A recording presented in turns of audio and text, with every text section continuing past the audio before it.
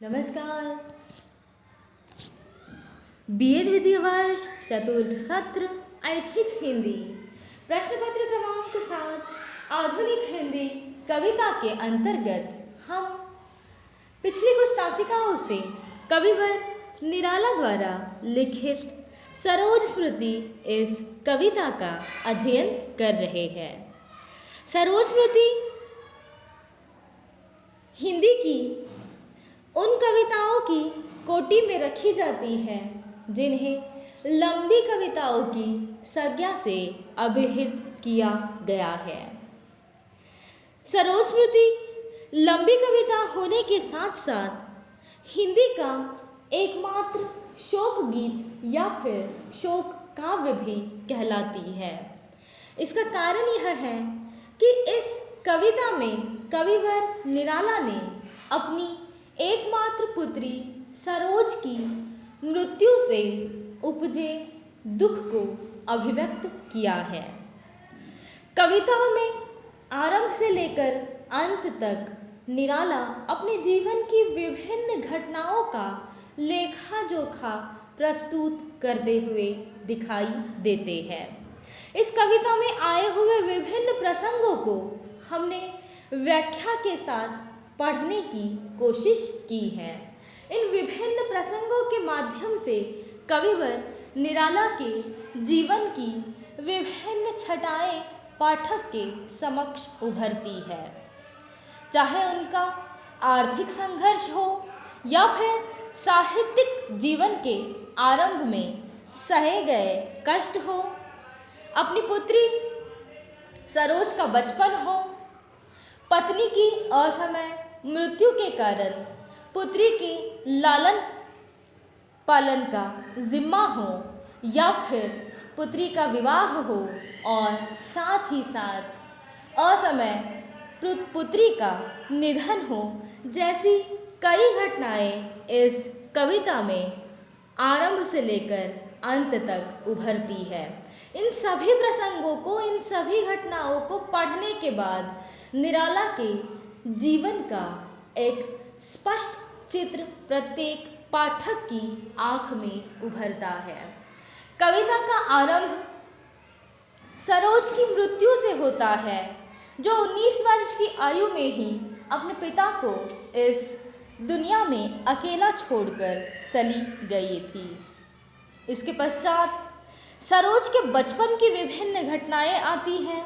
साथ ही पत्नी वियोग के कारण कविवर निराला के व्यथित मन का उल्लेख आता है।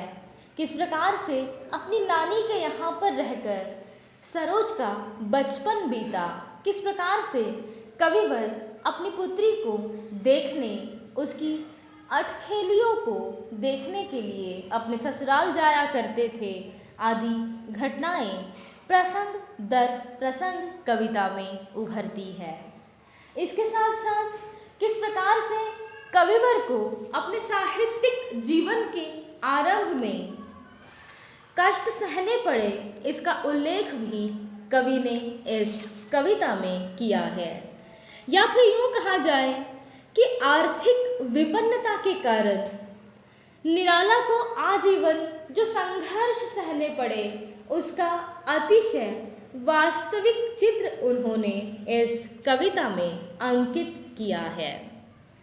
अभाव के कारण अपनी पुत्री के पालन पोषण का भार भी वे वहन नहीं कर सके और इसका दुख भी आजीवन उनके मन में रहा, जिसकी झलक समय समय पर सरोज स्मृति में दिखाई देती है। अपनी पुत्री को संबोधित करते हुए वे कहते हैं कि धन्य, मैं तो एक निरर्थक पिता था जो तेरे हित में कुछ भी न कर सका। अर्थात अपनी विवशता को, आर्थिक विपन्नता को, अपने जीवन के संघर्ष को वे समय समय पर अभिव्यक्त करते हैं। इसके पश्चात प्रसंग आता है सरोज की युवावस्था का। अब सरोज बचपन से निकलकर युवावस्था की चौखट पर अपना कदम रख चुकी है और सरोज की इस युवावस्था को कविवर निराला के समक्ष उसकी नानी रखती हुई कहती है कि अब तुम्हारी पुत्री विवाह की योग्य हो गई है, इसीलिए अब तुम्हारा कर्तव्य है कि तुम सरोज को अपने साथ अपने घर ले जाओ, वहाँ पर कुछ दिन उसके साथ रहो और कोई योग्य वर देखकर उसका विवाह कर दो। कविवर निराला भी पुत्री को साथ लिए अपने घर आ जाते हैं। तब उन्हें इस बात का अनुभव होता है कि मानो वे कोई धन संपत्ति ही अपने साथ लेकर आ गए हैं। एक ऐसा योग्य वर वे अपनी सरोज के लिए ढूंढते हैं जो हर दृष्टि से उसके लिए उचित हो। उन्हें ऐसा वर मिलता भी है। अब प्रसंग आता है सरोज के विवाह का। इस विवाह के प्रसंग को भी कविवर निराला बड़ी ही सुंदरता के साथ चित्रित करते हुए दिखाई देते हैं। अपनी बेटी के श्रृंगार को देखकर वे गदगद होते हैं और अपनी बेटी के नवीन जीवन की आरंभ की शुभ कामना करते हैं। और उस समय वे कहते हैं कि हो गया ब्याह आत्मीय स्वजन, अर्थात इस विवाह के लिए बहुत अधिक तामझाम न करते हुए केवल अपने आत्मीय स्वजनों को ही निराला ने निमंत्रित किया था और वे सभी सरोज के विवाह के लिए उपस्थित भी थे। हो गया ब्याह आत्मीय स्वजन, कोई थे नहीं न आमंत्रण, था भेजा गया विवाह राग, भर रहा न घर निशी दिवस जाग। सोचा मन में वह शकुंतला, पर पाठ अन्य यह अन्य कला। कुछ दिन रह ग्रह तू फिर समोद, बैठी नानी की स्नेह गोद। मामा मामी का रहा प्यार, भर जलद धरा को जो अपार।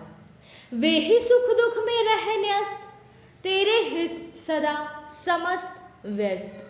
वह लता वही की जहाँ कली, तू खिली स्नेह से हिली पली। अंत भी उसी गोद में शरण, ली मूंदे दृग वर महामरण। इस प्रसंग में सरोज के विवाह के बाद की घटनाओं को कविवर चित्रित करते हुए दिखाई दे रहे हैं। विवाह के पश्चात सरोज फिर एक बार अपने ननिहाल गई और उसे वहाँ पर उसी प्रकार का स्नेह और प्रेम मिला जिस प्रकार का स्नेह उसे अपने ननिहाल में बचपन में दिया गया था। कविवर कहते हैं कि विवाह के बाद कुछ दिन तूने आनंद पूर्वक घर में बिताए, इसके बाद फिर तू एक बार अपनी नानी की स्नेह गोद में जा बैठी। जिस प्रकार बादलों से धरती को पानी मिलता है, ठीक उसी प्रकार तुझे भी अपने मामा मामी का स्नेह प्राप्त हुआ। सभी सुख दुखों के वे ही संगी के रूप में तुम्हारे साथ चलते रहे, वे ही तुम्हारी देखभाल में निरंतर लगे रहे और माँ रूपी इस लता में भी वही तुम्हें सरोज बनाकर खिलाने का प्रयास करते रहे। उसी स्नेहल या स्नेहलता की गोद में अंत समय में भी तुम्हें शरण मिली और वहीं पर अपने मामा मामी के पास ननिहाल में ही तुमने अपनी आंखें मूंद कर इस जग से महाप्रस्थान कर लिया, अर्थात तुम स्वर्गवासिनी हो गई। अंत भी उसी गोद में शरण ली, मूंदे दृग वर महामरण। और इस प्रकार से यहाँ पर सरोज की असमय दुखद मृत्यु होती है। कविता के अंत में निराला लिखते हैं कि मुझ भाग्यहीन की तू संबल, युग वर्ष बाद जब हुई विकल, दुख ही जीवन की कथा रही, क्या कहूँ आज जो कही नहीं। हो इसी कर्म पर वज्रपात, यदि धर्म रहे नत सदा साथ, इस पथ पर मेरे कार्य सकल, हो भ्रष्ट शीत के से शतदल, कन्ने गत कर्मों का अर्पण कर करता मैं तेरा तर्पण। और इस प्रकार से कविता के अंत में अपने मन के भावों को अभिव्यक्त करते हुए निराला लिखते हैं कि हे पुत्री, तुम मुझ जैसे भाग्यहीन की संबल थी, अर्थात मुझ जैसे अभागे पिता का एकमात्र सहारा थी। जो बात मैंने आज तक कभी किसी के सामने प्रकट नहीं की, आज तुम्हारी स्नेह स्मृति में व्याकुल होकर उसे प्रकट कर रहा हूँ। मेरे जीवन की कथा तो केवल दुख तक ही सिमट कर रह गई, दुख ही जीवन की कथा रही, क्या कहूँ आज जो नहीं कही। इन दोनों पंक्तियों में कविवर निराला के जीवन संघर्ष को स्पष्ट रूप से महसूस किया जा सकता है। वे कहते हैं कि मेरे सभी कार्यों पर, मेरे सभी कर्मों पर वज्रपात होकर भी मेरा सहज मानवीय धर्म बना रहे, यही इच्छा है कि मैं नतमस्तक होकर अपने रास्ते पर चलता रहूं। जिस प्रकार से शीत ऋतु में कमल की पंखुड़ियां मुरझा जाती हैं, उसी प्रकार से मेरा सारा कृतित्व भी बेशक नष्ट हो जाए, फिर भी हे प्रिय पुत्री, अपने सभी बीते जन्मों के धर्म कर्म अर्पित कर मैं तेरा तर्पण करता हूँ, तुझे अपनी स्नेहांजलि भेंट करता हूँ। इस प्रकार से विभिन्न भावों की अभिव्यक्ति के साथ इस कविता का अंत होता है। कहा जा सकता है कि सरोज स्मृति यह कविता कविवर निराला के समग्र जीवन का सार है। इस कविता में चित्रित विभिन्न प्रसंगों के माध्यम से कविवर निराला के जीवन को स्पष्ट रूप से समझा जा सकता है। पुत्री वियोग के दुख तथा संघर्षमयी जीवन का मूर्त रूप है सरोज स्मृति। इस प्रकार से निराला ने अपनी पुत्री सरोज की मृत्यु के पश्चात इस कविता का सृजन किया और इस कविता के रूप में मानो अपने समग्र जीवन को ही कविवर निराला प्रस्तुत करते हुए दिखाई दे रहे हैं। इस प्रकार से आरंभ से लेकर अंत तक कविता के माध्यम से कविवर निराला के मन की पीड़ा को अभिव्यक्ति प्रदान की गई है। कल की दासिका में हम हमारे पाठ्यक्रम की अगली महत्वपूर्ण कविता, जिसका शीर्षक है भाषा की रात, कविवर सुदामा पांडे धूमिल द्वारा रचित यह कविता है, जिसका अध्ययन हम करेंगे। धन्यवाद।